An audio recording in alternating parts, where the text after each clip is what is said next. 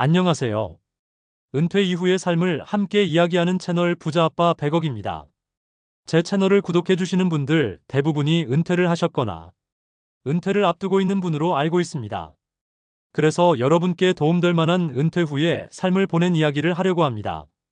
오늘은 제 지인의 이야기를 들려드리려 합니다. 평생 한 회사에서만 30년 넘게 성실하게 일한 분입니다.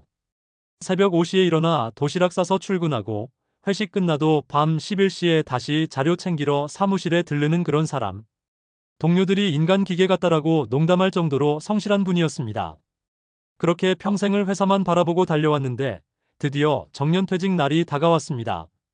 퇴직식 날 사장님이 악수하며 수고 많으셨습니다 하는데 눈물이 핑 돌더래요. 그리고 그분이 했던 생각이 이제 좀 쉬어야지. 이제는 나를 위해 살아야지.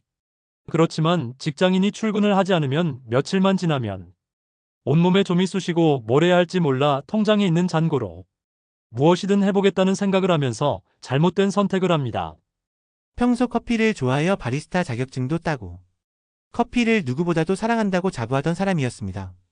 퇴직금을 손에 쥐자 그동안 못했던 나만의 카페를 차리고 싶다는 꿈이 스멀스멀 올라왔습니다.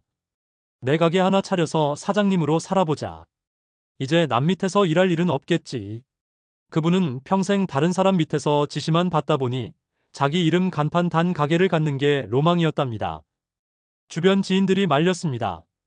요즘 장사 쉽지 않다. 그냥 좀 쉬어. 우리처럼 나이 먹고 자영업 시작하는 사람들. 실패하는 게 너무 당연하니까 퇴직금이라도 지켜. 여행도 다니고 취미도 즐기고. 하지만 이분은 고개를 저었습니다. 나는 조직에서 평생 열심히만 살았어. 지금 이렇게 집에서 쉬는 것보다 실패하더라도 시도하는 게 차라리 낫겠어. 그리고 절대 실패할 리 없어. 노력하면 뭐든 된다니까. 그렇게 퇴직금 절반, 1억 원을 꺼내 들고 카페를 차렸습니다. 커피는 누구나 좋아하잖아. 프랜차이즈 말고 나만의 커피로 손님을 모으면 손님이 안 올 리 없지. 이전에 잘 되던 자리에 카페를 권리금 주고 인수하면 가능성 있어. 너무 단순한 판단이었죠. 상권 조사, 비용 분석, 그런 거 전혀 없었습니다. 그저 이전에 장사하던 사람이 올리던 매출액과 열심히만 하면 된다라는 평생의 신념뿐이었어요. 비싼 임대료를 주고 번화가에 가게를 얻었습니다. 이전의 카페에서 조금 더 인테리어는 최고급으로 꾸미고 커피 머신도 가장 좋은 걸로 샀습니다. 내가 차린 가게에 간판이 달리던 날 혼자 중얼거렸대요. 드디어 내 인생의 두 번째 전성기가 시작되는구나. 하지만 현실은 냉정했습니다. 오픈 초기에는 정신없이 시간이 흘러가고 매출도 잘 나왔습니다. 그러나 이전 주인의 단골이 하나둘 빠지고 매출이 2달 만에 반토막이 나면서 걱정되기도 했지만 원두를 비싼 걸로 쓰고 50% 할인 이벤트를 하면 나아질 거라는 생각으로 스스로를 위로했지만 일주일이 지나고 한 달이 지나도 달라지지 않았습니다. 그분은 매출을 증대시키기 위한 홍보를 전혀 하지 않았습니다. 추가 메뉴 연구도 없었고 경쟁 가게 가격 조사도 안 했습니다. 하루 종일 가게에 혼자 앉아 손님을 기다렸습니다. 커피 향기는 진동했지만 웃음소리도 발소리도 들리지 않았습니다. 오늘은 얼마 팔았지? 계산기를 두드리면 하루 매출 10,000원, 20,000원. 고작 커피 몇 잔 값이었습니다. 2달이 더 지나자 통장이 반토막이 났습니다. 가게를 차린 지 4개월 만에 완전히 적자. 월세, 전기세, 심지어 직원 월급까지 밀리기 시작했죠. 집에 들어가면 가족이 눈치를 봅니다. 아내가 조심스럽게 묻습니다. 여보 괜찮아? 힘들면 접자. 그 말이 더 가슴을 아프게 했답니다. 나는 왜 이렇게밖에 못하나? 밤마다 스스로를 탓하며 잠을 이루지 못했습니다. 5달째 되던 날 급히 지인에게 전화를 걸었습니다. 혹시 1,000만 원만 빌려줄 수 있을까? 하지만 돌아온 대답은 냉정했습니다. 미안한데 나도 힘들어. 전화를 끊고 텅 빈 가게에 앉아 눈물이 터졌답니다. 6개월을 버텼지만 결국 폐업하기로 마음먹고 커피 머신을 팔고 간판을 떼던 날 그분은 가게 구석에 앉아 말없이 한참을 있었습니다. 이게 다 뭐지? 은퇴 후 인생이 이러려고 했나? 가슴속에서 뭔가 무너져 내리는 소리가 들리더래요. 하지만 진짜 힘든 건 그 다음부터였습니다. 수입이 끊기자 생활부터 휘청거렸습니다. 마트에서 물건 살 때마다 계산기 두드려보고 한 번도 안 꺼낸 적금 통장을 깼습니다. 평생 가족을 책임져온 가장으로서 자존심이 너무 상했습니다. 할아버지는 왜 맨날 집에 있어? 손주의 천진난만한 질문조차 마음을 후벼 팠답니다. 동네에서 아는 사람 만나면 요즘 가게 잘 된다며? 그 말이 그렇게 듣기 싫더랍니다.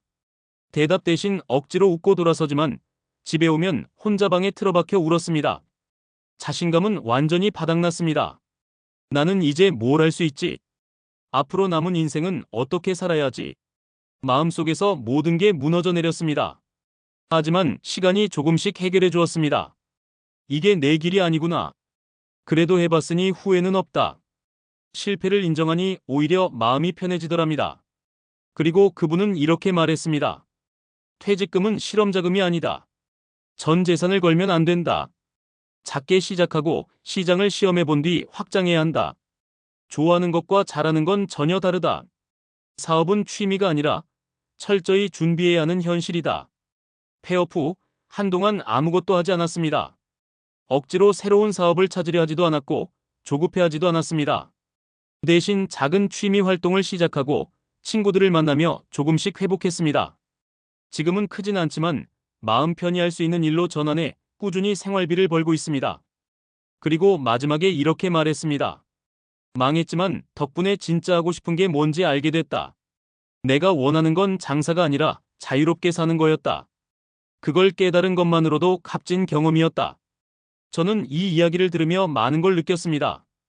아마 지금도 은퇴 후 가게 하나 열어볼까 고민하는 분들 많을 겁니다. 하지만 이분의 말처럼 꿈을 꾸는 건 좋지만 현실부터 반드시 확인해야 합니다.